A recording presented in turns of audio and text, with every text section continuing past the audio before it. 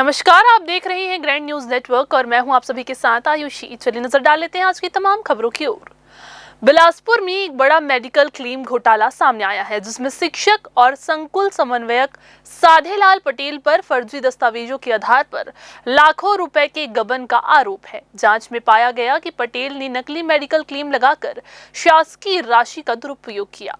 इस गंभीर वित्तीय अनियमितता के मद्देनजर ज्वाइंट डायरेक्टर शिक्षा ने तत्काल प्रभाव से उसे निलंबित कर दिया और मामले में एफआईआर दर्ज कराने के निर्देश भी जारी किए हैं। बिलासपुर की बेटी और दक्षिण पूर्व मध्य रेलवे की यांत्रिकी विभाग में टेक्नीशियन के पद पर कार्यरत भावना शर्मा ने senior national boxing federation cup 2025 में स्वर्ण पदक जीतकर पूरे क्षेत्र का नाम रोशन किया है। ये प्रतिष्ठित प्रतियोगिता चेन्नई, तमिलनाडु में आयोजित की गई थी, जहां देश भर से आए शीर्ष मुक्केबाजों ने भाग लिया। भावना ने अपने उत्कृष्ट प्रदर्शन और जबरदस्त खेल भावना से न सिर्फ अपनी प्रतिद्वंदियों को हराया, बल्कि स्वर्ण पदक जीतकर ये साबित किया कि मेहनत और समर्पण से हर मुकाम हासिल किया जा सकता है। उनकी इस उपलब्धि से बिलासपुर रेल मंडल सहित पूरे छत्तीसगढ़ को गर्व हुआ है। ग्राम बिनौरी में एक दिल दहला देने वाली घटना सामने आई है, जहां घरेलू विवाद के चलते बेटे ने अपने ही पिता की बांस की लाठी से पीट कर हत्या कर दी। वार्ड क्रमांक 3 के पंच देवरी यादव को, जो कि सुबह करीब 4 बजे टहलने निकला हुआ था, तभी गांव में रहने वाला राजेश यादव उर्फ दिल्ली उन्हें अपने घर बुलाकर ले गया। वहां पहुंचने पर उसने देखा कि राजेश का पिता हरु उर्फ हरप्रसाद यादव खून से लथपथ हालत में घर के सामने बरामदे में पड़ा हुआ था। राजेश ने बताया कि रात में उसका अपने पिता से झगड़ा हुआ था और गुस्से में आकर उसने बांस की लाठी से मारपीट की, जिससे पिता गंभीर रूप से घायल हो गए। इसके बाद देवरी यादव और दादू यादव की मदद से 108 एम्बुलेंस बुलाकर हरप्रसाद को इलाज के लिए बिलासपुर अस्पताल ले जाया गया, लेकिन उपचार के दौरान उनकी मौत हो गई। पुलिस ने हत्या का मामला दर्ज कर लिया है और कार्रवाई शुरू कर दी है। बिलासपुर जिला प्रशासन ने शिक्षा के क्षेत्र में एक शानदार और अभिनव पहल की है। अब जिले के मिडिल और प्राइमरी स्कूलों में बच्चों की पढ़ाई होगी स्मार्ट टीवी के जरिए। जी हां, इस पहल से बच्चों को डिजिटल लर्निंग का नया अनुभव मिलेगा और शिक्षक की अनुपस्थिति में भी पढ़ाई रुकेगी नहीं। जिला प्रशासन से जन सहयोग से ये पूरी मुहिम जो है वो शुरू की है। इसमें औद्योगिक समूह, बैंक, निजी संस्थान, व्यापारी और जनप्रतिनिधि मिलकर स्कूलों को स्मार्ट टीवी उपलब्ध करा रहे हैं। जिले के 1100 स्कूलों को चिन्हित किया गया है जहां स्मार्ट क्लास की सुविधा नहीं थी। अब इन सभी स्कूलों में स्मार्ट टीवी लगाकर बच्चों की पढ़ाई को आधुनिक बनाया जाएगा। इस मुहिम की शुरुआत मंगलवार को नगर निगम क्षेत्र के 31 स्कूलों से की गई। नगर निगम और एक निजी बैंक के सहयोग से इन स्कूलों को स्मार्ट टीवी दिए गए। वितरण कार्यक्रम में महापौर श्रीमती पूजा विधानी, सभापति श्री विनोद सोनी और निगम कमिश्नर श्री अमित कुमार उपस्थित रहे। इस मुहिम में संपर्क फाउंडेशन भी जुड़ा है, जो स्कूलों को दिए जा रहे स्मार्ट टीवी में निःशुल्क ई पाठ्यक्रम उपलब्ध करा रहा है। इस पहल से बच्चों की पढ़ाई अब और भी रोचक, आसान और सतत बनेगी। राशन वितरण में गड़बड़ी पर अब प्रशासन ने सख्त रुख अपना लिया है। जिले की कई शासकीय उचित मूल्य की दुकानों में भौतिक सत्यापन के दौरान चावल, शक्कर, नमक और चने जैसी जरूरी खाद्य सामग्रियों में भारी शॉर्टेज यानी कि कमी पाई गई है। इस पर कार्रवाई करते हुए विभाग ने 66 राशन दुकानों का कमीशन रोक दिया है। दरअसल हर साल की तरह इस बार भी खाद्य विभाग ने जिले भर की राशन दुकानों का भौतिक सत्यापन कराया। जिले के कुल 686 शासकीय उचित मूल्य दुकानों की जांच की गई। जांच में पाया गया कि कोटा, मस्तूरी, बिल्हा और तखतपुर ब्लॉकों की कई दुकानों में चावल, शक्कर और अन्य खाद्यान्न का स्टॉक रिकॉर्ड से काफी कम मिला। सत्यापन रिपोर्ट आने के बाद खाद्य विभाग ने सभी दुकानदारों को नोटिस जारी किया और शॉर्टेज की भरपाई करने का मौका दिया, लेकिन कई बार नोटिस देने के बावजूद 66 राशन दुकान संचालकों ने न तो जवाब दिया और न ही कमी पूरी की। आखिरकार विभाग ने इन दुकानों के कमीशन भुगतान पर रोक लगाने का बड़ा फैसला लिया है। विभाग की ओर से साफ निर्देश दिए गए हैं कि जिन दुकानों में कमी पाई गई है उन्हें पहले अपने स्टॉक का हिसाब दुरुस्त करना होगा, तभी उनका कमीशन जारी किया जाएगा। यह आदेश पूरे जिले में चर्चा का विषय बना हुआ है और अब बाकी संचालक भी अपने रिकॉर्ड और स्टॉक को लेकर सतर्क हो गए हैं। राज्य सरकार के द्वारा प्रतिवर्ष वार्षिक रूप से भौतिक सत्यापन की कार्रवाई की जाती है, जो मार्च के बाद में अप्रैल में शुरू होती है तो इस वर्ष के भौतिक सत्यापन में जो सभी खाद्य निरीक्षकों और अन्य विभागों के सहयोग से किया गया था, तो उसमें 66 उचित मूल्य दुकानों में कमी की रिपोर्ट्स के आधार पर उनको नोटिस जारी किया गया है और उसके बाद में यह आरआरसी जारी होता है जो तहसीलदार और एसडीएम्स उनके कोर्ट में होता है। तो इसलिए हम जो भी उनके देयक रहते हैं वो उनसे वसूली की जाती है। इस आधार पर उनके कमीशन से वसूली की कार्रवाई की जा रही है। अभी चूँकि ये न्यायालयीन प्रक्रिया है और तहसील कोर्ट में लंबित है, तो उसके बाद में ही आरआरसी का एग्जैक्ट डाटा आपको मिलता है। फिलहाल कमीशन रोके जाने की कार्यवाही के बाद 66 दुकानों में हड़कंप मच गया है। कई संचालक अब विभाग के कार्यालयों के चक्कर काट रहे हैं ताकि कमी पूरी करके अपनी दुकान की स्थिति सामान्य कर सके। इस कार्यवाही से एक तरफ जहां ईमानदारी से काम करने वाले राशन विक्रेताओं को राहत मिली है, वहीं अनियमितता करने वालों के लिए ये एक सख्त संदेश बन गया है। प्रशासन का साफ कहना है कि सरकारी योजनाओं में गड़बड़ी करने वालों को किसी भी कीमत पर बख्शा नहीं जाएगा। ग्रैंड न्यूज के लिए कैमरामैन राकेश मिश्रा के साथ भारतेंदु कौशिक की रिपोर्ट। भारत सरकार ने बच्चों और उनके अभिभावकों के लिए एक बड़ी राहत की घोषणा की है। भारतीय विशिष्ट पहचान प्राधिकरण यानी कि UIDAI ने 7 से 15 वर्ष के बच्चों के बायोमेट्रिक अपडेट को अब पूरी तरह से निःशुल्क कर दिया है। ये फैसला 1 अक्टूबर से पूरे देश में लागू हो चुका है। अब माता पिता को अपने बच्चों का आधार अपडेट कराने के लिए किसी भी तरह का शुल्क नहीं देना होगा। जी हाँ, पहले ये प्रक्रिया चॉइस सेंटरों में 125 रुपए में की जाती थी, लेकिन अब ये पूरी तरह से फ्री ऑफ कॉस्ट होगी। ये कदम इसलिए भी अहम है क्योंकि कई अभिभावक शुल्क के कारण बच्चों का बायोमेट्रिक अपडेट नहीं करा पा रहे थे। इससे बच्चों को छात्रवृत्ति, DBT और अन्य सरकारी योजनाओं से जुड़ने में दिक्कतें हो रही थी। आप सभी को बता दें, UIDAI रायपुर कार्यालय ने जब ये जानकारी अपने हैदराबाद और दिल्ली मुख्यालय को दी कि प्रदेश में बच्चों को बायोमेट्रिक अपडेट का प्रतिशत सबसे कम है, तब इस पर गंभीरता से विचार किया गया। इसके बाद UIDAI ने ये बड़ा फैसला लिया कि अब से 7 से 15 साल के सभी बच्चों की बायोमेट्रिक अपडेट बिल्कुल मुफ्त होंगे। जिला प्रबंधक आफ्ताब अहमद खान ने बताया कि UIDAI पहले से ही बच्चों के लिए 2 जरूरी बायोमेट्रिक अपडेट के नियम बनाए हैं। पहला अपडेट 5 साल की उम्र में और दूसरा अपडेट 15 साल की उम्र में, क्योंकि समय के साथ बच्चों की उंगलियों के निशान और आंखों की स्कैन पहचान बदल जाते हैं। इसलिए ये अपडेट बेहद जरूरी होता है ताकि उनकी पहचान पुख्ता बनी रहे। CO चिप्स कार्यालय रायपुर से हमें जानकारी प्राप्त हुई है, जिसमें हमें यह पता चला है कि अभी मिशन मैंडेटरी बायोमेट्रिक अपडेट को मिशन मोड पर पूरा करने के लिए UIDAI के कार्यालय द्वारा 7 साल से 15 साल तक के बच्चों के लिए मैंडेटरी बायोमेट्रिक अपडेट को 1 साल के लिए निःशुल्क कर दिया गया है। पहले बच्चों को अनिवार्य अपना बायोमेट्रिक अपडेट कराना होता था, जो 5 वर्ष की आयु में या 15 वर्ष की आयु में कराना होता था, जिसका जो विंडो था, पहला विंडो वो 5 से 7 साल के बच्चों के लिए फ्री था और दूसरा विंडो जो था वो 15 साल से 17 साल के बच्चों के लिए फ्री था। इस चीज़ को देखते हुए 7 से 15 साल के बच्चों के लिए, जिनके बीच में पहले निःशुल्क नहीं थी ये सुविधा, उनके लिए अभी UIDAI से प्राप्त निर्देशानुसार छत्तीसगढ़ राज्य में इसको 7 से 15 साल तक निःशुल्क बायोमेट्रिक अपडेट किए जाने के लिए हमको जानकारी प्राप्त हुई है। इसके संबंध में ऑपरेटर्स को जानकारी प्रदान की जा रही है।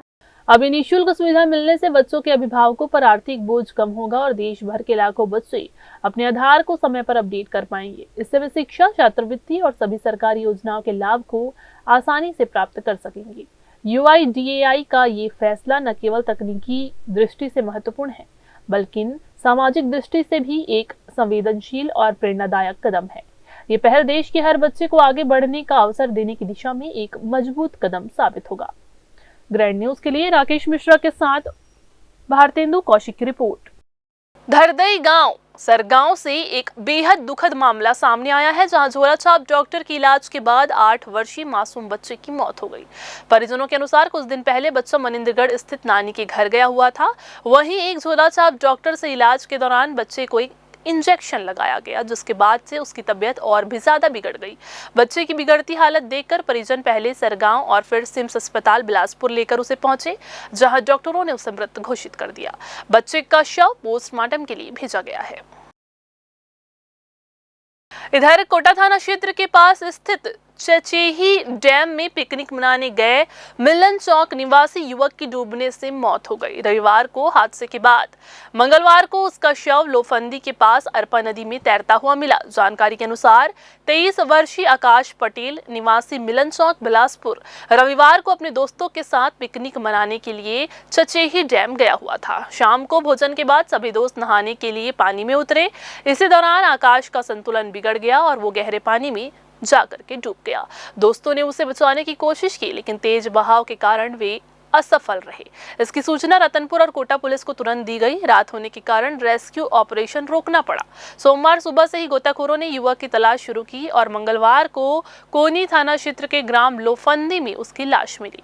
पुलिस ने शव को पोस्टमार्टम के लिए भेजकर मर्ग कायम किया है। इस हादसे ने एक बार फिर से डैम और पिकनिक स्थलों पर सुरक्षा व्यवस्था की कमी को लेकर सवाल खड़े कर दिए हैं। स्थानीय लोगों का कहना है कि प्रशासन को ऐसे स्थानों पर चेतावनी बोर्ड, लाइफ गार्ड और सुरक्षा घेराबंदी की व्यवस्था करनी चाहिए ताकि भविष्य में ऐसे हादसे ना हो। और बिलासपुर हाई कोर्ट ने एक अहम फैसले में अपोलो अस्पताल के 4 डॉक्टरों doctor Sunil Kumar Kedia, doctor Devendra Singh, doctor Rajiv Lochan Bhanja और डॉक्टर मनोज कुमार रॉय को बड़ी राहत देते हुए उनके खिलाफ दर्ज आपराधिक मामला और चार्जशीट को निरस्त कर दिया है। ये मामला वर्ष 2016 में दयालबंद निवासी एक युवक की इलाज के दौरान हुई मौत से जुड़ा हुआ था। युवक की 26 दिसंबर 2016 को अपोलो अस्पताल में मल्टीपल ऑर्गन फेलियर से मौत हो गई थी, जिसके बाद परिजनों की शिकायत पर सरकंडा पुलिस ने डॉक्टरों पर आईपीसी की धारा 304A के तहत मामला दर्ज किया था। लेकिन राज्य मेडिकल बोर्ड की जांच रिपोर्ट में डॉक्टरों की ओर से किसी प्रकार की कोई चिकित्सकीय लापरवाही नहीं पाई गई। इसके बावजूद पुलिस ने एक मेडिको लीगल विशेषज्ञ की तकनीकी राय के आधार पर एफआईआर दर्ज की थी। डॉक्टरों की ओर से वरिष्ठ अधिवक्ता अनिल ओटवानी ने तर्क रखा कि मेडिकल बोर्ड की रिपोर्ट अंतिम और निष्पक्ष मानी जानी चाहिए, जिसमें स्पष्ट किया गया कि उपचार के दौरान कोई लापरवाही नहीं हुई। मुख्य न्यायाधीश रमेश सिन्हा और न्यायमूर्ति विभुदत्त गुरु की खंडपीठ ने यह माना कि जब स्पष्ट रूप से चिकित्सकीय लापरवाही नहीं पाई गई तो आपराधिक मामला दर्ज करने का कोई औचित्य नहीं बनता। ऐसे में कोर्ट ने डॉक्टरों के खिलाफ चल रही कार्रवाई को समाप्त करते हुए एफआईआर और चार्जशीट दोनों को ही रद्द कर दिया। इधर बिलासपुर के महमंद क्षेत्र में पागल सांड के आतंक की खबर ग्रैंड न्यूज पर प्रकाशित होते ही प्रशासन हरकत में आ गया। ग्राम पंचायत महमंद में पिछले कुछ समय से एक बेकाबू सांड लोगों पर हमला कर दहशत फैला रहा था। ग्रैंड न्यूज की रिपोर्ट के तुरंत बाद स्थानीय गौ सेवकों ने सांड का रेस्क्यू अभियान चलाया। इस दौरान सरपंच विकी निर्मलकर, माधव, लक्की और एक अन्य व्यक्ति सांड के हमले से गंभीर रूप से घायल हो गए। हालांकि तमाम मुश्किलों के बावजूद सांड को काबू में कर लिया गया। ग्रैंड न्यूज ने इस खबर को प्रमुखता से समय पर सामने लाया और लोगों को जागरूक किया, नहीं तो कोई बड़ा हादसा हो सकता था। करवा चौथ के पावन पर्व को ध्यान में रखते हुए बिलासपुर में सौभाग्यवती भवः 2025 का तीसरे वर्ष का प्री सेलिब्रेशन होटल टोपाज में भव्य रूप से आयोजित किया गया। नव प्रभात सेवा समिति की अध्यक्ष कविता सोनी, राकेश सोनी, डॉक्टर पूनम सिंह, मृदुला साहू, ज्योत्ना मिश्रा, गौरी कश्यप और चंचल सलूजा के नेतृत्व में इस आयोजन ने महिलाओं के व्यस्त जीवन और त्योहार की तैयारियों को ध्यान में रखकर उन्हें एक उत्सवपूर्ण माहौल दिया। कार्यक्रम की शोभा बढ़ाने मुख्य अतिथि के रूप में शहर की पहली महिला महापौर पूजा विधानी और भाजपा प्रदेश सचिव हर्षिता पांडे विशेष रूप से यहाँ पर उपस्थित रही। निर्णायक मंडल में कृति बुटीक की भारती सालुंके, रायगढ़ से अंकिता कुमारी, डॉक्टर चांदनी गुप्ता और तानी शिवहरे जैसी प्रतिष्ठित महिलाएं शामिल रही। आयोजन में 70 से अधिक महिलाओं ने 16 श्रृंगार के साथ परिचय और प्रतिभा प्रतियोगिता में भाग लिया, जिसमें सरबजीत कौर ने सौभाग्यवती भवः 2025 का खिताब जीता। वहीं रिया अग्रवाल द्वितीय और रश्मि गुप्ता तृतीय स्थान पर रही। नृत्य और गायन प्रतियोगिता में भी महिलाओं ने अपने हुनर का शानदार प्रदर्शन किया। कार्यक्रम में दिव्यांगजनों द्वारा बनाए गए हस्तशिल्प और आत्मनिर्भर महिलाओं के स्टॉल ने सभी का ध्यान आकर्षित किया। करवा चौथ एक पारंपरिक हिंदू पर्व है जिसे विवाहित महिलाएं अपने पति की दीर्घायु, स्वास्थ्य और समृद्धि की कामना के लिए निर्जला निर्जला व्रत रखकर मनाती है। ये पर्व पति पत्नी के रिश्ते में श्रद्धा, प्रेम और समर्पण का प्रतीक माना जाता है, जो भारतीय संस्कृति में स्त्री शक्ति और उसकी निष्ठा को दर्शाता है। सौभाग्यवती भव जैसे आयोजनों से ये पर्व न केवल सांस्कृतिक रूप से समृद्ध होता है, बल्कि महिलाओं की प्रतिभा और आत्मविश्वास को भी एक सशक्त मंच मिलता है। महिलाएं सौभाग्य के लिए और पति की लंबी आयु के लिए इस व्रत को करती हैं और महिलाएं जो है सारी जिम्मेदारियों के बीच जिस तरह का आज यहाँ आयोजन रखी है, आप देख रहे हैं अलग अलग श्रृंगार करके आई हैं महिलाएं, 16 श्रृंगार में हैं। तो सौभाग्यवती भव यानी हम सभी के सौभाग्य की कामना करते हुए इसका आयोजन बिलासपुर, जो कि संस्कार धानी भी है, यहाँ हो रहा है। और मुझे लगता है कि ये एक ऊर्जा का संचार भी करता है, क्योंकि सूर्योदय से चंद्रोदय तक का ये त्यौहार है। और आज जिस तरह से महिलाएं आई हैं तो स्वाभाविक रूप से अपनी संस्कृति को, सनातन संस्कृति को एक तरह से सजो के रखना, अगली पीढ़ी को देना और इसी से अपनी ऊर्जा भी जो है वो संचय करना। आज मैं सभी को शुभकामनाएं देती हूँ। सौभाग्यवती कार्यक्रम को ये तीसरा साल है। हमने धीरे धीरे करके इस कार्यक्रम से कई समाज की महिलाओं को जोड़ा और आज बहुत खुशी हो रही है कि करवा चौथ सिर्फ एक समाज का नहीं, सर्व समाज का एक त्यौहार बन गया है। मतलब हर सुहागन के लिए एक बहुत बड़ा पर्व बन गया है। तो उसकी जो महत्वता होती है, उनकी जानकारी के लिए आई हुई नई पीढ़ी को उनके नए त्यौहार के बारे में और 16 श्रृंगार के बारे में भी पूरी जानकारी रहे, उसके उपयोग पर अपन ये हम ये कार्यक्रम आयोजन कर रहे हैं। हमार बहू आ है यहाँ बिलासपुर के, कितना सुंदर दिखत है, एकदम ऐसे दिखत है जैसे दुल्हन डौकी मन आथे है ना, शादी करके लेके आथन तो इस नहीं। ये पारंपरिक त्यौहार है, वेला हमन बहुत धूमधाम से मनाथन और यही उपलक्ष्य में आज हमन सौभाग्यवती भव के कार्यक्रम रखे हैं और सब महिला मन बहुत उत्साहित हवै और आने वाले समय में और बहुत बढ़ चढ़ के कार्यक्रम हमन सब महिला मन मिल के करबो। ये तो कविता भाभी है जो इन्होंने इतना अच्छा ऑर्गेनाइज करवाया है और हमें ये मौका दिया है यहाँ पे पार्टिसिपेट करने का।